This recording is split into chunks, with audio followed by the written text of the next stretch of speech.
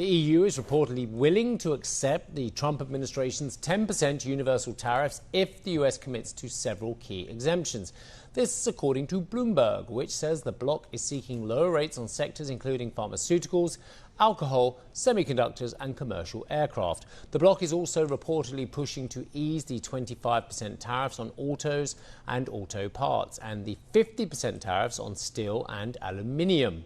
Someone's misspelled aluminium in my read. Not aluminum, we're British. Moving on, the European Commission says the bloc will not change its key tech legislation in order to secure a trade deal with the US, with the Commission spokesperson saying the Digital Markets Act and Digital Services Act are not on the table in talks. The comments come as Trade Commissioner Maros Sefcovic prepares for key meetings in DC this week, just over a week until President Trump said 50% tariffs on the EU would come into effect if there's no deal. Sylvia, take it where you want to. I have some new information, so let me share that with you. I'll start there. One European official I spoke with earlier this morning suggesting that the latest proposal that the European Union received from the United States actually suggests only a political agreement for the time being.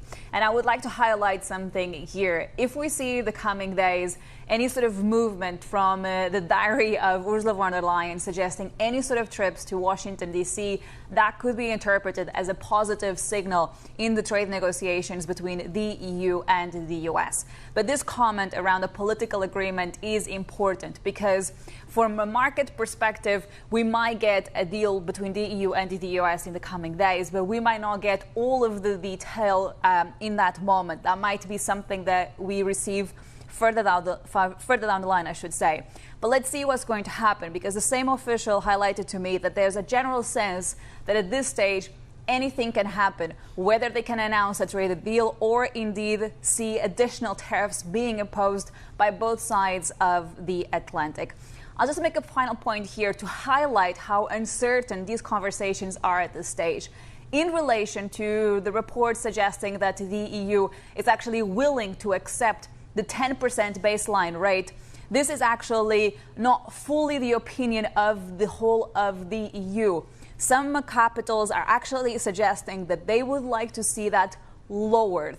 So it might not be a 0% rate, but at this stage, some European capitals still pushing the European Commission to negotiate something better than the 10%. But of course, as I highlighted, negotiations are still ongoing.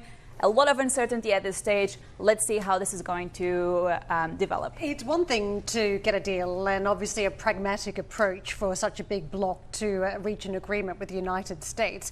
But it feels as though the Europeans are now working every angle. Politico had an interesting report saying that they're looking to team up with the CPTPP, which of course we know is this Asia-Pacific group that effectively Trump took the United States out of as his first move when he became president last time round. So what would it mean in terms of propping up this very large Asia-Pacific trading bloc with European countries, 39 European countries? That would be significant. It would be huge, and it would be very important from a European perspective. We heard Ursula von der Leyen suggesting that she would like to do that. She would like to see a more extensive and detailed partnership with several countries in Asia. But let's see how that would also work, because at the same time that the European Union is having these conversations with the United States, they're definitely trying to have other trade relationships with other parts of the world. But at the same time, they're also struggling to make significant progress on that front. So I wouldn't expect an immediate change of events or turn of events when it comes to how Europe is dealing with other parts of the world, including Asia. I would just highlight and remind our viewers that there's a trade agreement on the table right now between the EU and Latin America, Mercosur, and that has not been approved yet because the French do not enjoy that trade deal.